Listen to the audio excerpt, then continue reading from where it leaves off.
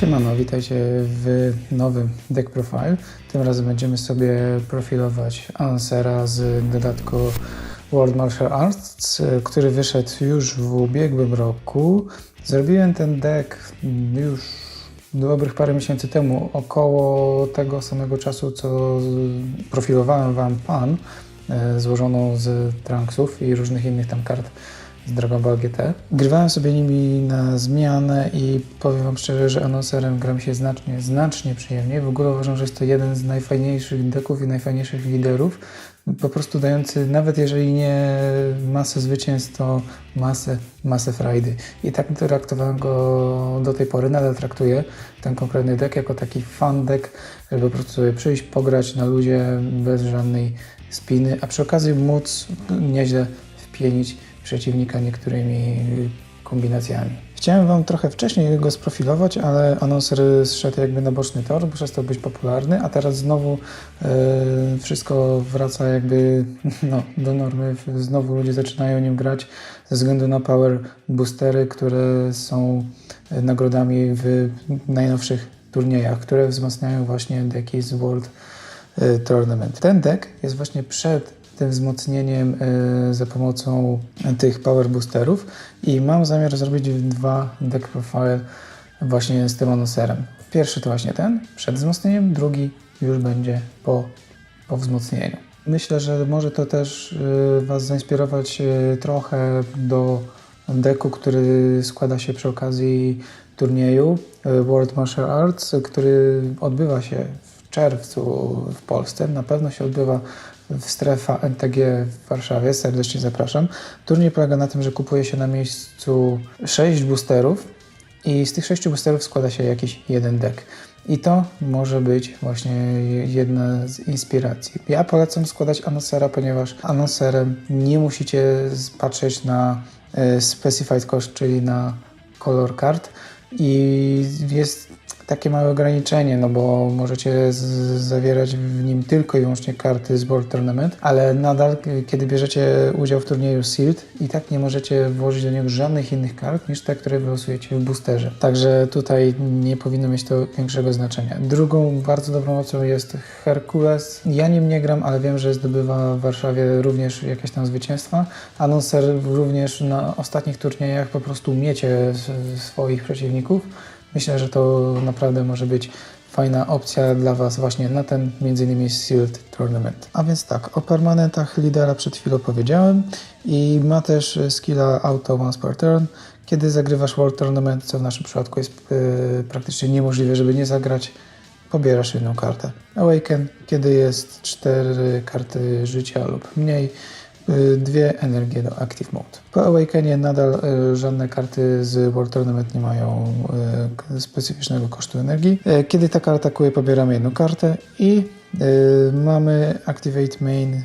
Możemy wybrać 2 karty walki z oznaczeniem World Tournament i każda z nich dostaje plus 5000 power na czas trwania tury i możemy to zrobić raz na całą grę. Z moich doświadczeń wynika, że to jest tak naprawdę ostatnia rzecz, jaką robicie za pomocą tego lidera, oraz to, że raczej chcecie się zatrzymać tym liderem na około 5-4 karty życia. Robicie Awaken jakby już w ostatniej turze, aktywujecie wszystko, co się da i naparzacie na przeciwnika wszystkim tym, co po prostu macie. Przejdźmy zatem do tego, co tutaj jest w środku. Pierwszą kartą jest jedyna karta ekstra, negacja Power Burst z 5. setu. Karty ekstra możemy używać z dowolnych setów. Ta konkretna negacja jest o tyle fajna w naszym przypadku, że możemy negować również nie tylko energią, ale dzięki Sparking 5 możemy ją negować, pobierając kartę z życia do ręki. Dzięki temu zachowujemy sobie energię, a też bronimy się na przykład przed jakimś Victory Strike'iem albo przed jakimś potężnym Criticalem. I kiedy aktywujemy tego countera, pobieramy jedną czarną kartę walki z kosztem energii 1 z dropa lub warpa i dodajemy go do ręki. W naszym przypadku to bardzo fajnie zadziała. Właśnie dlatego, ponieważ mamy tutaj Anonsera, który jest kartą walki, ale też jest negacją. Zagrywamy go w turze przeciwnika, kiedy chcemy zanegować za 1 punkt energii i Dzięki temu, jeżeli najpierw zanegujecie przynajmniej raz atak tym anonserem, możecie później zanegować atak Power Burstem i sobie wymieniać te karty. Super sprawa, szczególnie na trochę późniejszych etapach gry. Jeśli jednak zagrywacie go we własnej turze i macie 2 lub więcej kart na Battle Area z World Tournament, pobieracie 2 karty. To oznacza, że zagrywając tę kartę, tak naprawdę w jednej turze pobieracie 3 karty. 1 za lidera, 2 za tą kartę walki. Kolejny anonser, trochę młodszy, nie ma wąsa i jest na tyle młody, że może podnosić ręce do góry. Zwykła szukajka, sprawdzacie 7 górnych kart z deku, wybieracie do innego World Tournament i bierzecie go do ręki. Nic nadzwyczajnego. Moja ulubiona karta w całym deku, zagrywacie za 1 punkt kartę i jeżeli przeciwnik ma 5 lub więcej kart na ręku, musi jedną odrzucić na drop area. Nie robi KO, ale odrzuca na drop area. Uwielbiam tę kartę zagrywać na samym początku. Jeżeli losujecie, kto zagrywa jako pierwszy, no to wy zaczynacie jako pierwsi z tym anonserem, chcecie mieć tę kartę na ręku od razu na start. Wtedy w pierwszej turze zagrywacie kartę, pobieracie kartę za auto lidera i przeciwnik odrzuca jedną kartę z ręki na drop, ponieważ ma wtedy tak naprawdę 6 kart na ręku. I następną turę zaczyna już z 5, jest o 1 kartę zawsze do tyłu. Super sprawa do wkurzania przeciwnika już na starcie. Dość standardowe super combo, po prostu 5 kart życia lub mniej i pobieramy 1 kartę. Różnica jest taka, że liderem musi być akurat World Tournament, co w naszym przypadku oczywiście jest spełnione. Pierwsze combo, jakie chcemy stosować w tym deku, Chiaotsu plus Krillin. Najpierw zagrywacie sobie w którejś turze Chiaotsu, później w kolejnej zagrywacie sobie Krillina. I kiedy zagrywacie właśnie wtedy tego Krillina, Chiaotsu dostaje 14 000 power, a wykładając tego Krillina on dostaje 5000 power i Criticala. A jeśli Critical, to wiadomo, że chcemy dołożyć również do tego Double Strike'a i 10 000 combo power. Kolejne combo, które warto mieć jakby w tym deku, zagrywacie za 2 punkty energii Trunksa i wtedy za darmo możecie wyłożyć od razu tego Otoko Suki. Dzięki temu z niskim kosztem mamy 2 karty atakujące po 15 000 power. Po tych atakach możemy sobie wybrać jednego Otoko Suki z naszego Battle Area i odłożyć go na spód naszego deku, a wtedy wybieramy 1 kartę przeciwnika, my wybieramy i robimy na niej KO. Oczywiście tutaj słabością są karty z barierą, a combo te działa tylko i wyłącznie, kiedy mamy lidera z oznaczeniem World Tournament. Combo, które prawdopodobnie będziecie stosować najczęściej ze wszystkich i prawdopodobnie również to za jego pomocą będziecie wygrywać. Za 3 punkty energii zagrywacie tego Son Goku, który już sam w sobie ma Double Strike'a, a kiedy zagrywacie tego Son Goku, możecie wybrać z ręki Test of Strength UB, zagrywacie go za darmo. Wtedy obie te karty mają plus 5000 power, UB ma Criticala i kiedy w momencie zagrania wybieracie 2 karty przeciwnika na polu walki, niestety nie pomijając bariery i obie te karty trafiają na spód jego deku. Jeżeli stosujecie Double Strike, możecie dołożyć jeszcze Double Strike do UBA i przeciwnik musi się zmierzyć później tak naprawdę z odjęciem 4 kart życia. Kolejne combo, którym będziecie chcieli wykończyć przeciwnika, to Chi-Chi plus Goku. Zagrywacie najpierw Chi-Chi za 2 punkty energii.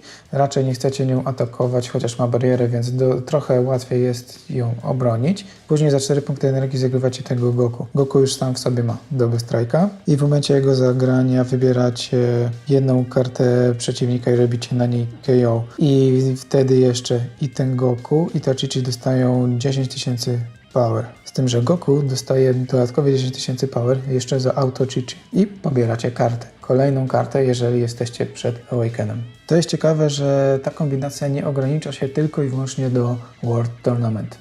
Naszym liderem może być ktokolwiek pod warunkiem, że spełniamy po prostu wymogi tych energii. No i jak do tej pory nie udało nam się wykończyć przeciwnika, no to teraz już trzeba. Najpierw za 5 punktów energii wchodzi na stół ten oto Vegeta. Wybieramy 1 kartę walki inną niż ta karta i odrzucamy ją na drop area.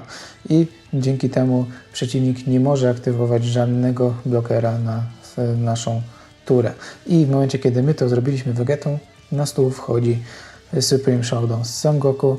Obie te karty za jedyne 5 punktów energii naraz i obie te karty mają triple strike'i. A jeszcze oprócz tego mają plus 10 000 power za te swoje wzajemne właściwości. Naprawdę bardzo super, bardzo potężna kombinacja. Kosztuje aż 5 punktów energii, ale macie tak naprawdę aż dwie karty atakujące z triple strike'ami po 35 000 power i wbrew pozorom z tym deckiem nie jest tak trudno dojść do tych 5 punktów energii.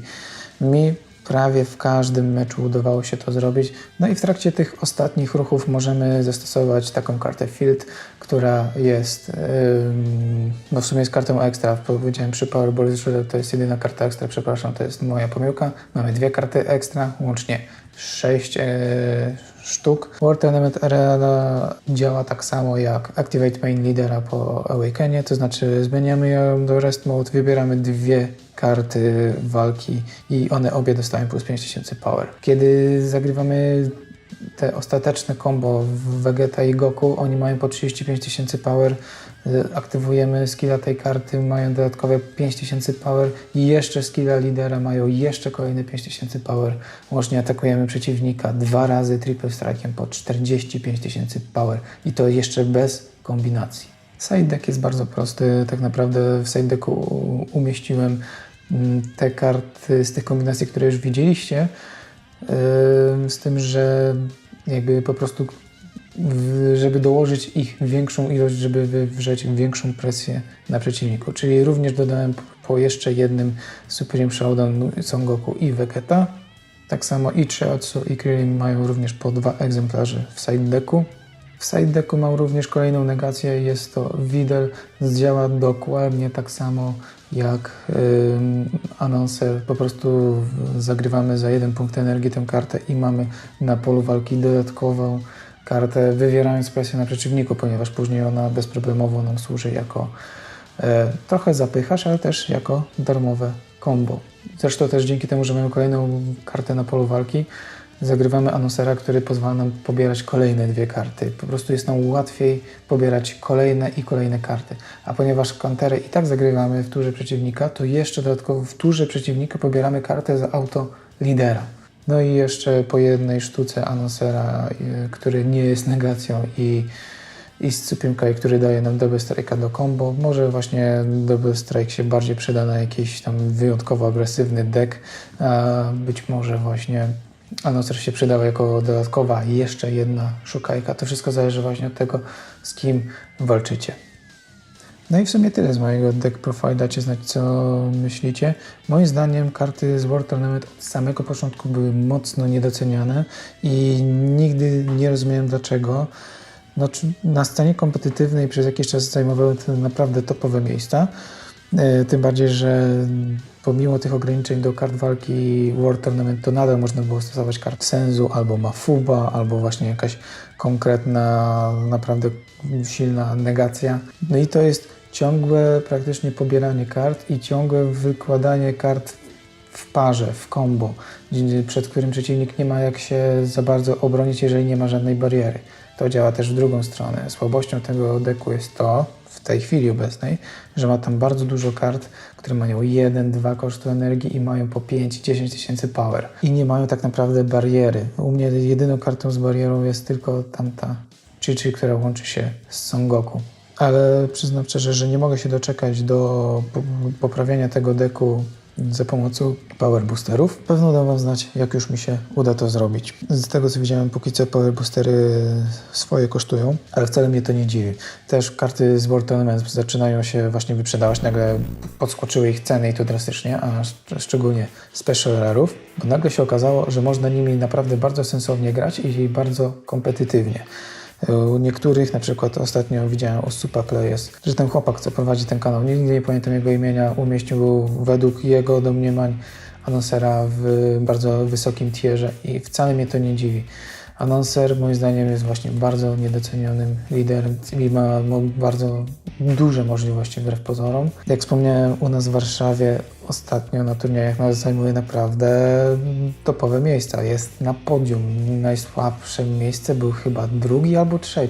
A grał nim chłopak, który z Dragon Ballem ma bardzo niewiele wspólnego i po prostu nie gra kompetytywnie w Dragon Balla.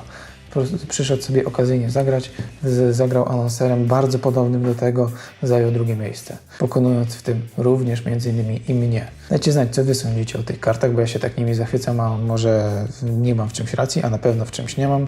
Komentarze są wasze, subskrypcje również. Trzymajcie się i do następnego razu. No to pa.